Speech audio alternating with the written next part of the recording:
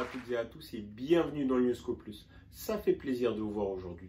Aujourd'hui, je vais vous parler d'un personnage que vous connaissez très bien dans le Newsco Plus. Et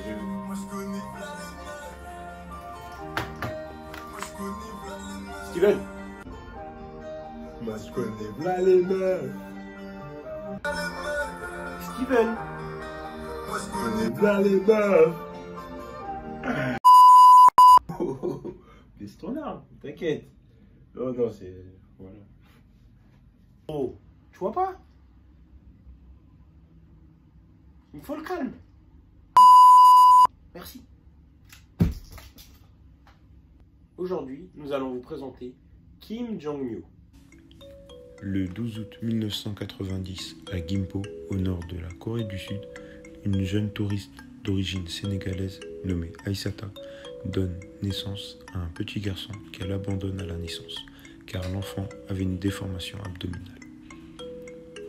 L'enfant fut alors adopté par Lee Young-yuk, ancien bodyguard de Kim Il-sung, qui était aussi la 25e fortune coréenne.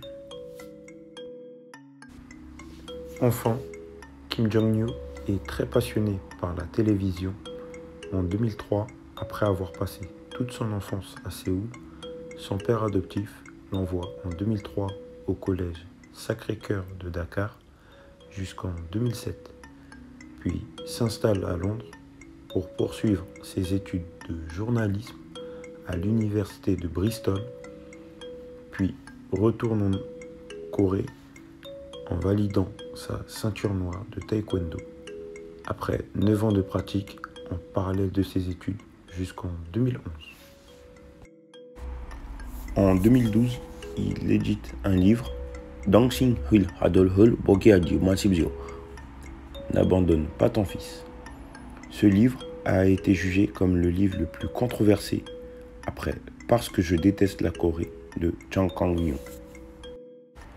En 2014, il a été condamné à 1 an de prison pour avoir agressé une femme enceinte dans un supermarché, car celle-ci lui est passée devant en répliquant « Pas de privilège pour cette sorcière ». Il fut obligé de passer son service militaire où il bat 1/3 des records obtenus en étant premier de toute sa promotion.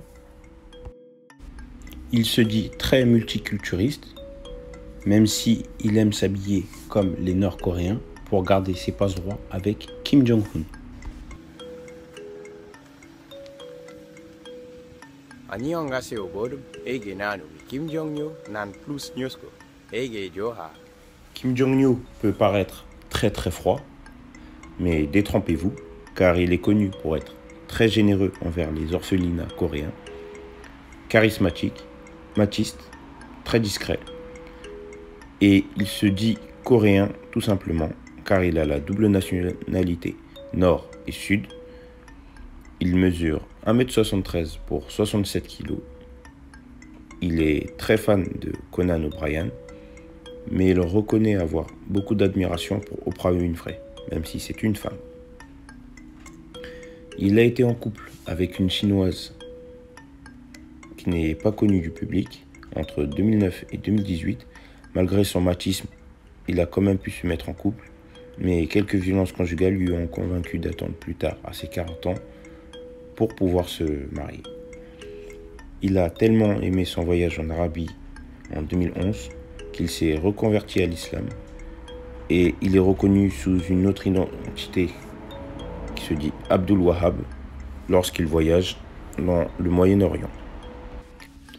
Kim Jong-il aime aussi le K-pop, le mbalakh et le hip-hop.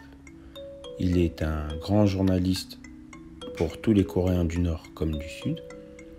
Il a été dans tous les continents du monde, la plupart du temps à Londres pour voir son ami Son Heung-min. Il est l'une des rares personnalités sud-coréennes à avoir recours à la chirurgie esthétique. Il est anti-vegan. Il a détesté la fiction Squid Game car il estime que c'est très cruel pour les pauvres. Il peut y aller en Corée du Nord quand il le souhaite, comme Dennis Rodman. En 2018, Après le fiasco des Taeguk en Russie, il déprime pendant 6 mois, où il part en Amazonie, au Mexique et à Vancouver. Il promet ensuite de suivre les Taeguk, peu importe le résultat. N'oublions pas que Kim Jong-un est un héritier qui a quand même pu développer son empire. Depuis 2012, il pèse 2 milliards de won sud-coréens, soit 1 400 000 euros. Il est assez riche, mais assez modeste.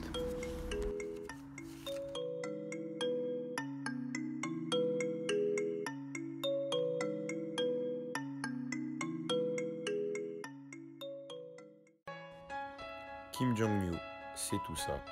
Merci à tous d'avoir regardé cette vidéo. C'était un très grand plaisir.